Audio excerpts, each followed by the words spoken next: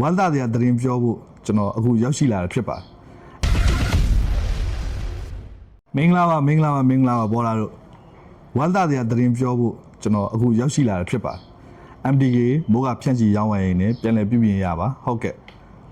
ဆိုင်အသစ်ဖွင့်ဖို့ရှိပါတယ်ဆိုင်အမှတ်3မှာကျွန်တော်အရှိမကျွန်တော် MDK ကဆိုင်နှစ်ဆိုင်ဖွင့်ထားပါတယ်မိတ်ဆွေတို့ကိုဒီဆိုင်နှစ်ဆိုင်ကနေအကောင်းဆုံးသော quality တွေနဲ့အကောင်းဆုံးသောဝန်ဆောင်မှုတွေအကောင်းဆုံးသောအကြံဉာဏ်ပေးပြီးတော့မှလက်ရှိအခြေအနေထိရက်တည်လာတာကျွန်တော်တို့နှစ်ကာလအခြေအနေတစ်ခုကျွန်တော်တို့ရောက်ရှိလာပြီဖြစ်တယ်เนาะအဲ့ဒီရောက်ရှိလာတဲ့အချိန်တွေမှာကျွန်တော် MDK ကနေပြီးတော့မိတ်ဆွေတို့အကောင်းဆုံးသောဝန်ဆောင်မှုတွေပေးခဲ့တယ်အကောင်းဆုံးသော quality တွေနဲ့အကောင်းဆုံးသော product တွေနဲ့မိတ်ဆွေတို့ဝန်ဆောင်မှုပေးတာမိတ်ဆွေတို့အသိပဲဖြစ်ပါเนาะ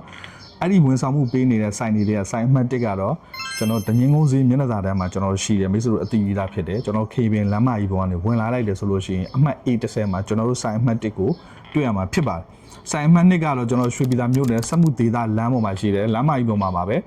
စက်မှုဒေသလမ်းမှာအမှတ်10ရပ်ကွက်10ရပ်ကွက်မှာကျွန်တော်တို့ရှိတယ်ကျွန်တော်အမှတ်ကတော့ဆိုင်အမှတ်ကတော့925ဖြစ်မယ်เนาะ925စက်မှုဒေသလမ်း10ရပ်ကွက်ပေါ့ဗျာเนาะရွှေပြည်သာမြို့နယ်မှာကျွန်တော်တို့ရှိမယ်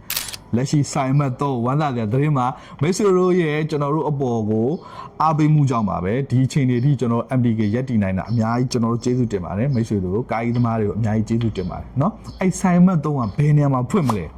เนาะဘယ်မြို့နယ်မှာဖွင့်မလဲနီးဆက်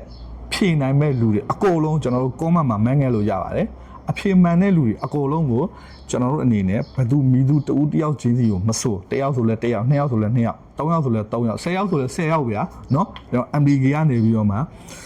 ထိုက်တန်စုတွေချင်းမြတ်သွားမယ်စုလက်ဆောင်တွေပေးတော့မှာဖြစ်ပါတယ်အဲ့အစီအစဉ်လေးကျွန်တော်တို့ရှိမှရှိပါเนาะဟုတ်ကဲ့အခုချိန်နေအထိကျွန်တော်တို့ကိုမိတ်ဆွေတို့အနေနဲ့လုံးဝတန်မိုးရှိနဲ့